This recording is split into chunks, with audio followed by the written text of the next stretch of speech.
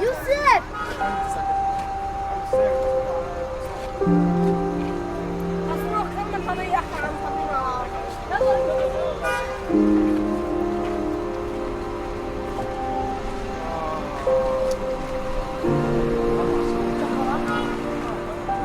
اسمي أحمد نافذ منير القاعد.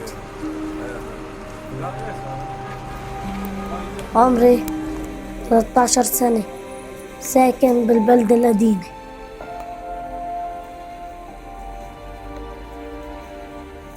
حياتي كطفل بالخليل مش سهلة، لأنه فيه كتير أشياء صعبة منعيشها.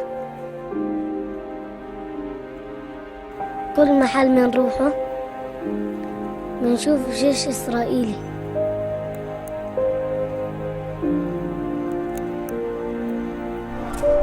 وين ما نروح الجيش ورانا، ما بنعرف شو تهمتنا وليش راح يسجنونا.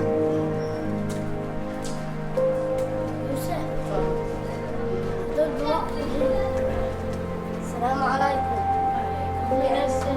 شجرة الزيتون هويتنا، لأنها قوية وبتتحمل، لأنها قوية. حتى الجيش والمستوطنين حاولوا يحرقوا ويجرفوا أكثر من 1000 شجرة، وشجر الزيتون صامد.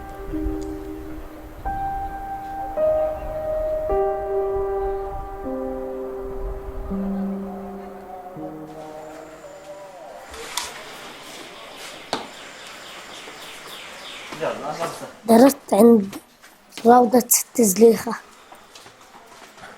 هناك كان في يهود برضو.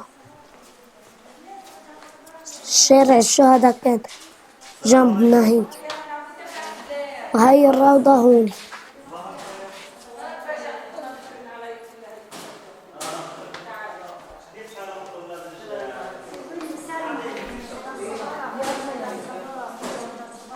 كنا ندرس عادي ونروح، كان أمرات يدبوا حجار وسخ علينا واحنا مروحين.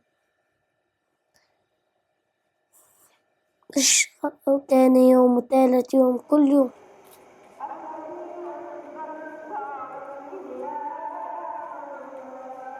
I'm a reservist with Christian peacemaker teams here in Palestine. CPT's aim in Palestine is to help create and protect space for local groups to organize for nonviolent resistance to the occupation. So we accompany various organizations that are based here in Palestine, and we also monitor the checkpoints where the children pass on their way to and from school as a way of our hope is to increase their security by having an international presence looking on, but we also document the number of students that are stopped, bag searched, the number of students who are body searched, teachers as well, in order to keep track of the human rights abuses that are happening here. We had several things that we work on. One of them is the accompaniment with school students or shepherds, and the other part is document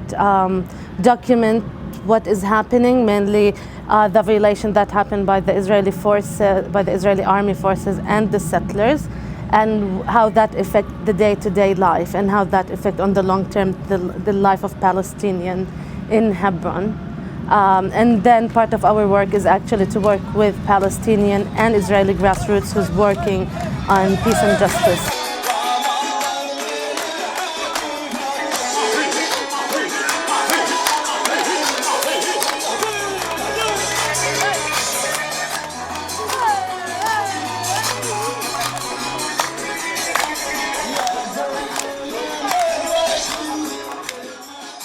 أنا درست بالمدرسة الإبراهيمية سنتين، كان بالصف الأول بالصف الثاني، كانوا كل يوم يفتشوا شنطتنا أنا وولاد صفي، يفتشونا، يضربوا علينا قنابل غاز قنابل صوت عشان نخاف، وفي منا بدوخ وفي منهم لا. أنا بطلت من المدرسة الإبراهيمية عشان في يهود غادي كل يوم بفتشوا لي شنطتي، كل يوم بيعملوا لي وبضحكوا علي، يتمسخروا ويضربوا صحابي. ليش أضلني فيها مادام في ظلم زي هذا؟ وين السلطة اللي تحمينا؟ فيش حدا اللي يحمينا.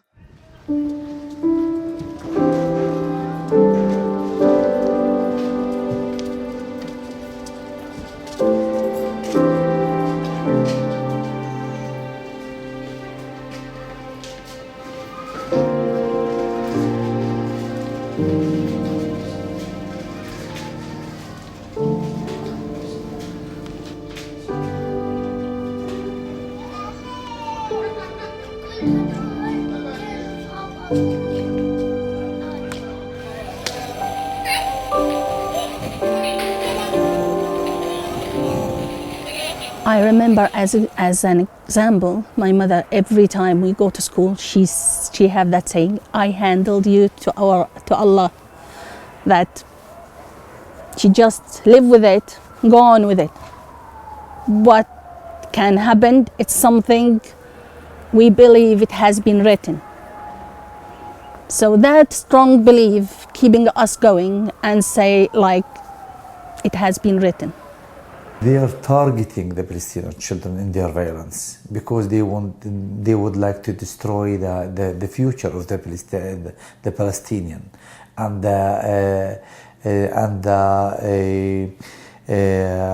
their presence also, and they are thinking that the children is a main part of the struggle, not this nowadays since the occupation.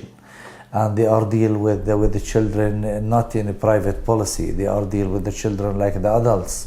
An activator element in this conflict, in this fighting and this struggle. There is no special laws for children when they arrested children, for example. And even they are talking in their media that they have a juvenile justice, especially for Palestinian children, but they are arrested children in midnight. They are put them in the cell, they are tortured them, they aren't interrogate them. And every procedure is related to the arresting. They are killing them in the same policy.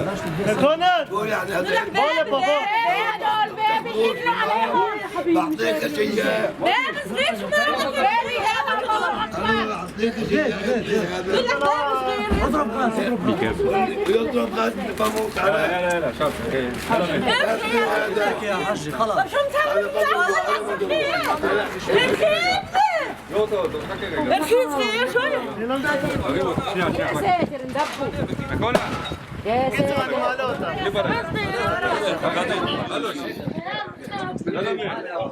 بدك تجي معنا جاي معنا بياخذهم روح لا هين يفشل قديما زوز زادك وشفاء ايش ما تسمع لسه ده لو خاطر تستنى هذول اولاد صغار خاج انا ابوي متسكر سادة خلاص يا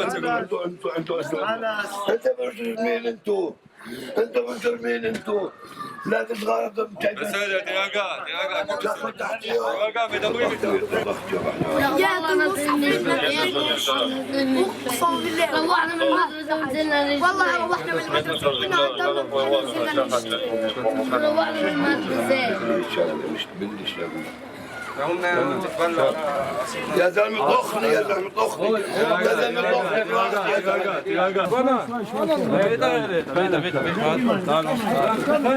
شو سوي؟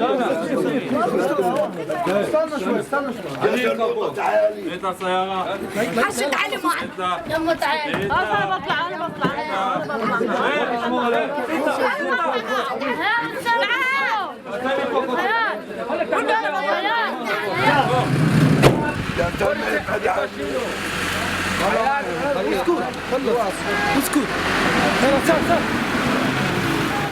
مرة جندي مسكني حكى لي أنت معك سكينة ومش سكينة وفتشني.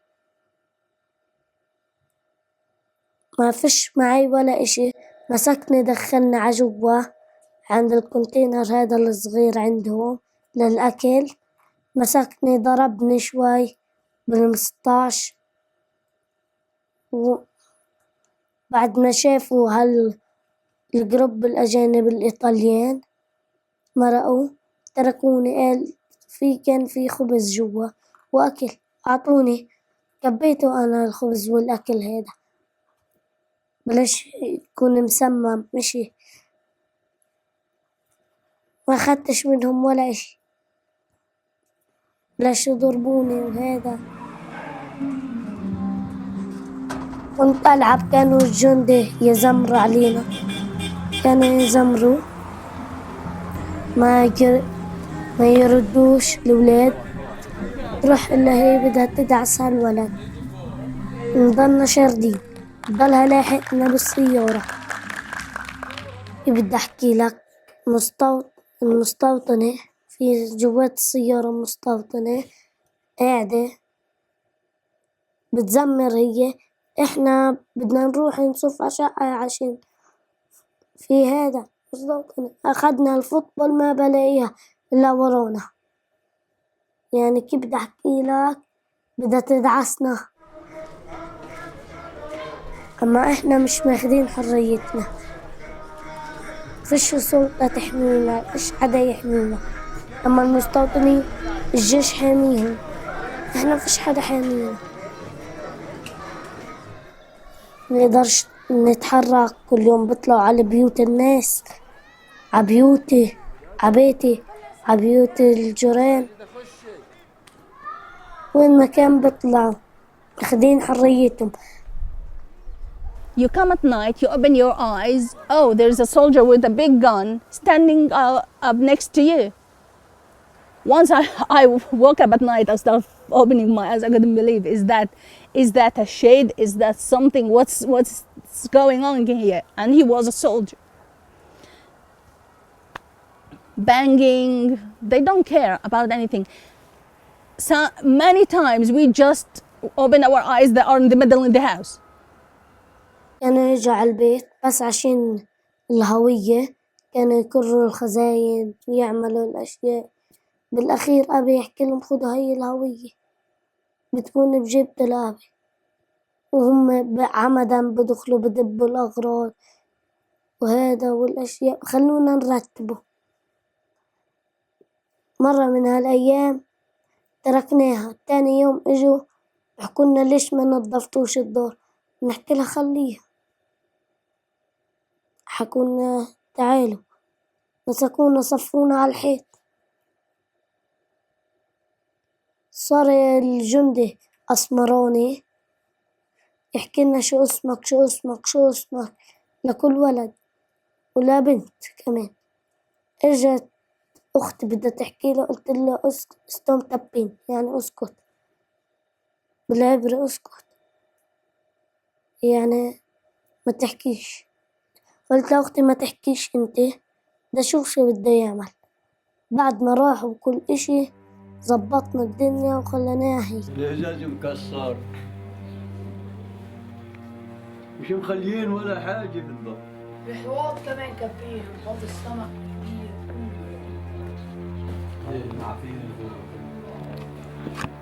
ولا المريا هم اللي كسروا المريا. كانوا يرموا قنابل صوت، قنابل غاز. ما نقدرش نستحمل القنابل الغاز لأنه في تسمم مثلا إشي نقدرش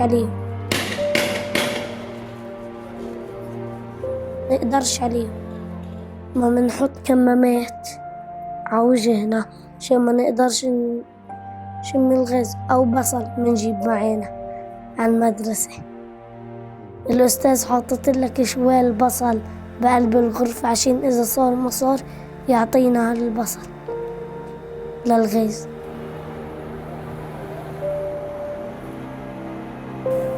I haven't been harassed. I've definitely gotten some pretty mean looks, and to be fair, I've also had some really friendly encounters with some of the soldiers. You know, it really depends on who you get. And sometimes you can sort of tell it depends on how long the soldiers have been in Hebron.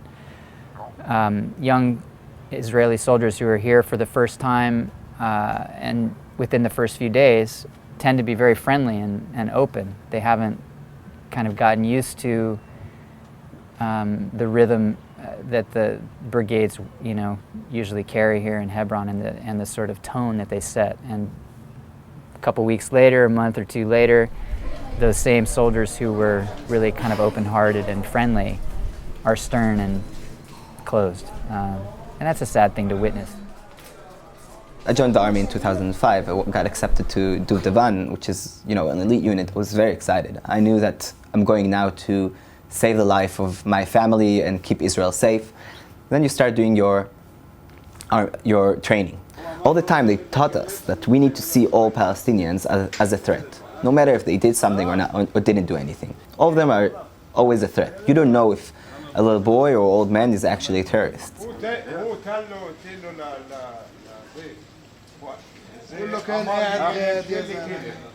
Hebron, you can see it very, very clearly because it's such a small, intense place. You have the biggest city in the West Bank now, almost 200,000 people, except East Jerusalem. And inside of it, you have 850 settlers. Guarding them, you have 650 soldiers and security forces every given second. To make sure that the settlers are safe, you're doing patrols that going into random Palestinian houses. You have checkpoints, some random, some don't. You go around all day, walking, looking, making your presence felt. Yeah, and you have sterile zones, separation that you segregate between Palestinians and the settlers, also in order to make sure that not going to be any threat. If you go to school, if you go to work, if you go to the field that you own, right outside of your house, if you go to the doctor, if you want to visit a friend, if you want to visit a family, if you go to a funeral, if you go to the hospital, there's a huge chance that you're going to be checked. If you're going to cross some sort of a place, you're going to be checked. And no matter what your purpose that you're going, this is my job, to make sure that you see me, that I went through your stuff, that I check you on the system, all the time. No matter where in the West Bank, people are being checked. Why? First and foremost, to make your presence felt. It's not that we believe that every, suicide bomber or every terrorist is going to come and walk through checkpoints all day. I believe that most of them not going to be going through checkpoints. Yeah, that's my belief. But when all Palestinians will see that you're in their guts and in their mind and in their eyes all the time, they're going to be scared. And it doesn't matter if they're little children. It doesn't matter if they're old men. In general, all of them needs to be afraid of you.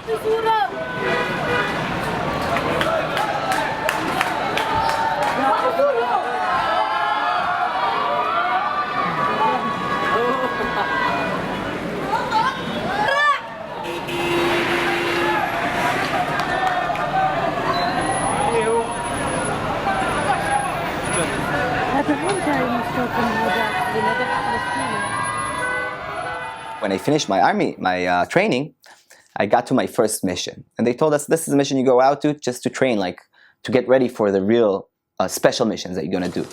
And we were sent to a mapping system. What mapping mission? What does it mean? It means that you go with your squad, with your team, to some sort of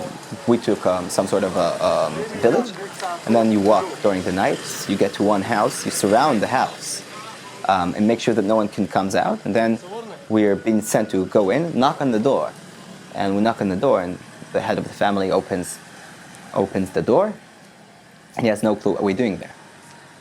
And we tell him, okay, now we're coming in, you need to go and wake up all of your family, open all of the doors, open all of the light, get everyone to the living room. We're going to question you.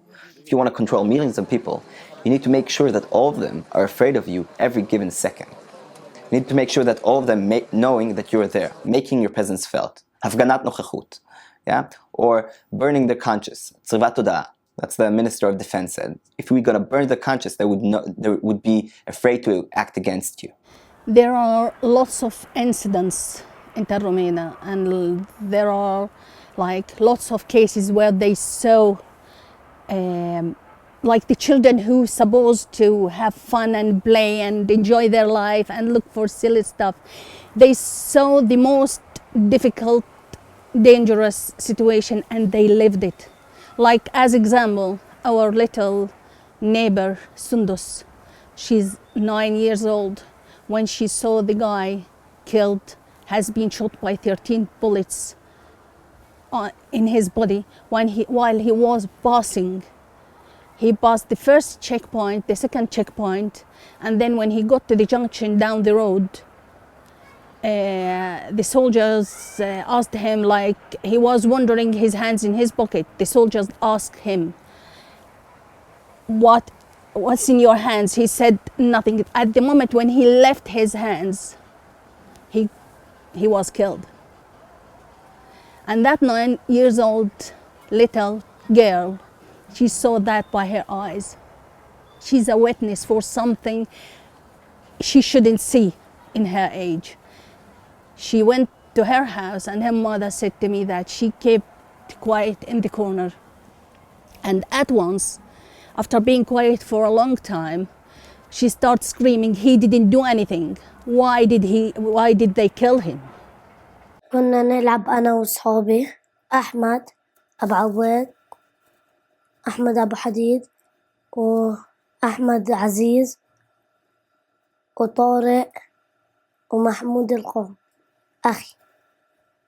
كنا نلعب مش نلعب وهذا إلا هو سمعنا إلا هو صوت طخ رصاص حي. نطلع هيك إلا الجندي قاعد بطخ بالزلمة.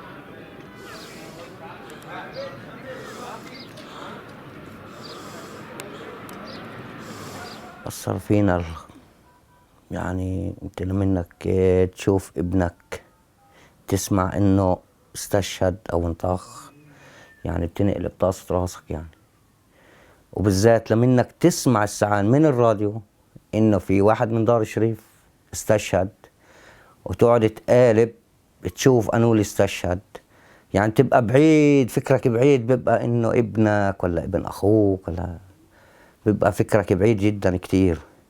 فقعدنا نبعبش في النت، وأنا في الشغل أثناء الشغل قعدنا نكعكش، أجت صورة بعيدة توقعناش، يعني قعدنا نخمن أنو هو السعن،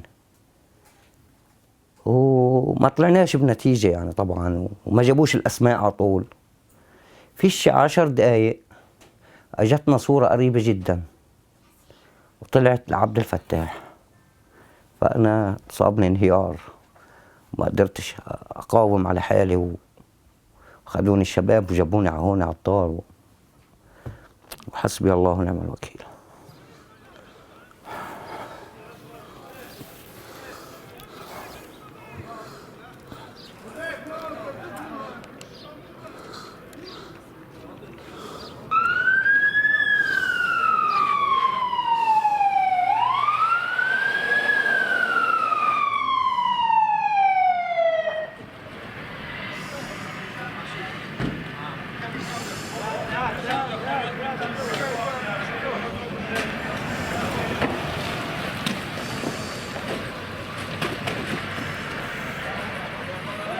رحت اتخبيت، شفت إسعاف جاية، 3 4 جاية.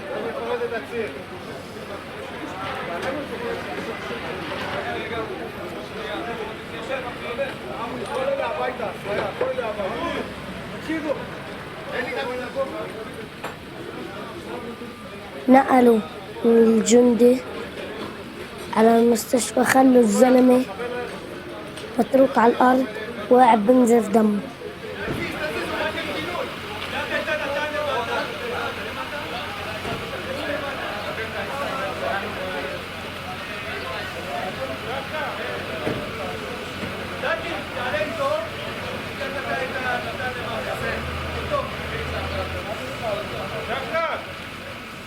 بس عن مشهد عبد لما انك انت تشوفه متصاوب ملقى على الارض، عن عايش، وتيجي اللي بتشوفه بعينك يعدمه قدام عينك، طب ما هو بني آدم شو بده؟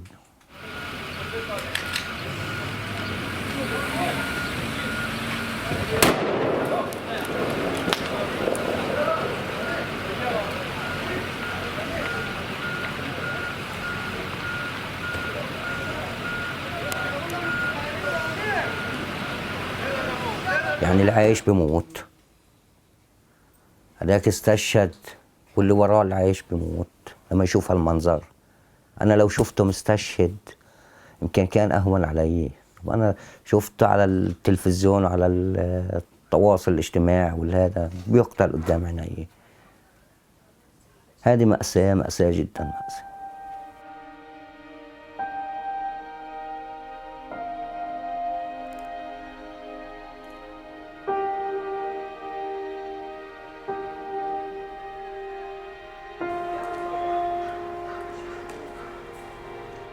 روحت على الدور.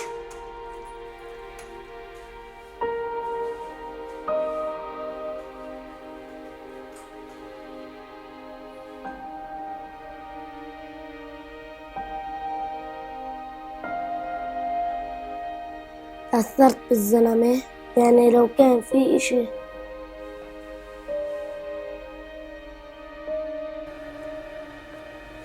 لما شروق الشمس. It's hard to look at a mirror that we hold. We in a way come with our testimony and say, look, this is how we look. This is what's going on there. The picture that comes out from the mirror is not a pretty one. I can say it's an ugly one.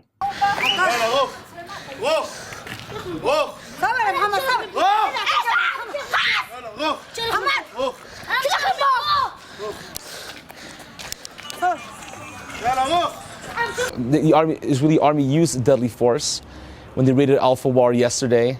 They also used deadly force when they raided other refugee camps and Palestinian villages and Palestinian towns. They used deadly force on adults as well as on children. Palestinian children are maimed and they are wounded, and some are shot dead by the Israeli army. The 17-year-old boy who was killed in clashes yesterday was just the latest example.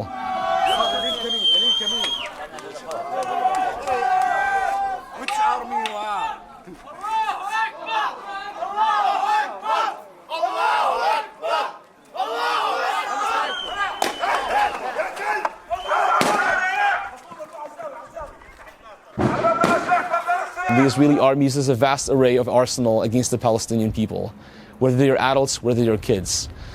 In my time in the West Bank, I have only seen some of their many weapons. They use tear gas. They use tear gas that is fired in grenade form, like a little grenade from a gun. They use tear gas that is fired in metal containers that is shot from a truck, and from soldiers' weapons as well. That is sometimes shot directly at people's faces, at people's chests. It burns people, it kills people. The Israeli army uses also ammunition that use rubber-coated steel bullets. They are often called they're called rubber bullets, which I think is one probably of the biggest misnomers that ever exists. When you think of a rubber bullet, you think of a bullet made of rubber.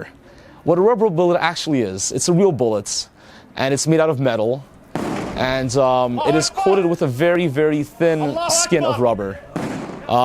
These so-called rubber bullets have taken out people's eyes, they have disabled people, they have also killed people.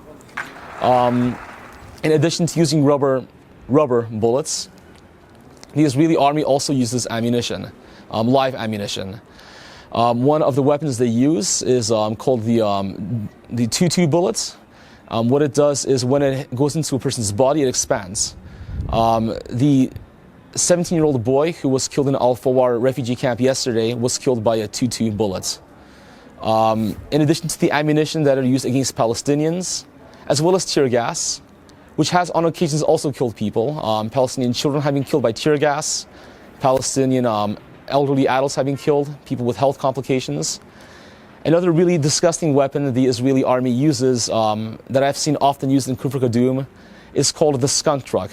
So what it is like this huge vehicle, and it sprays this horribly smelling putrid liquid on not only people who are confronting the army by throwing rocks, but also fired into people's homes, into people's backyards, on the streets. It leaves a horrible stink that lasts for days, and it is used as a form of collective punishment, because often it is sprayed into the whole village.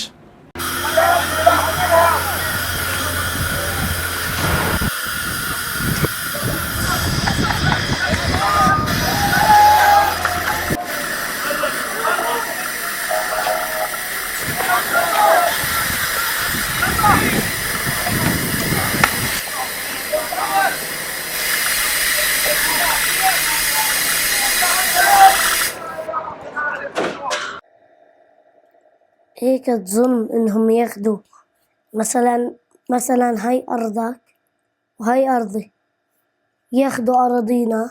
لا، ما ياخدوا أراضينا، لأن هذا أرض فلسطينيين مش إلهم. ضلهم ماشيين وداخلين وصاروا يحكوا هذا إنها الأرض ومش إنها الأرض. يعني شو هالأسلوب هذا التافه؟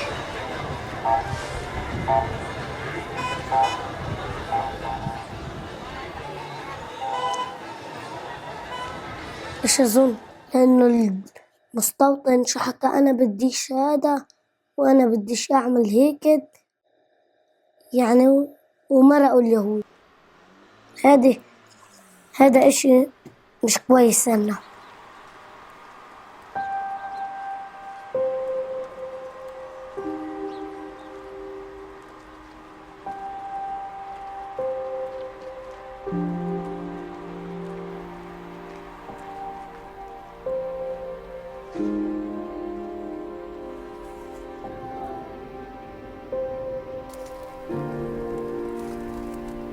إنهم يجوا يشوفوا مدية الخليل، إنهم يجوا يشوفوا كيف إن الفلسطينيين عايشين ومش قادرين، مثلا إنهم يجيبوا هيك أكل للعائلات، يجيبوا إشي يجوا يساعدوا الفلسطينيين هون. مش حدا برضى يساعد أكتر من الدول البرة. عالفاضي اليهود لا بدعموا البرة، بس أمريكا بتدعم اليهود، بتدعمش حدا من الفلسطينيين. أمريكا هي شطب على العرب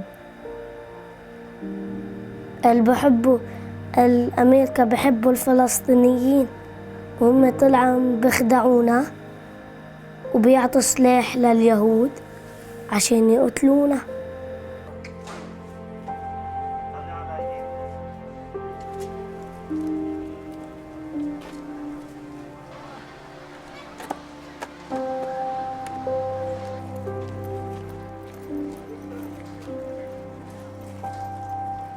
بحب إنه بلدي تتحرر، نحرر الوطن، بلادنا، فيش أغلى من بلادنا يا عم.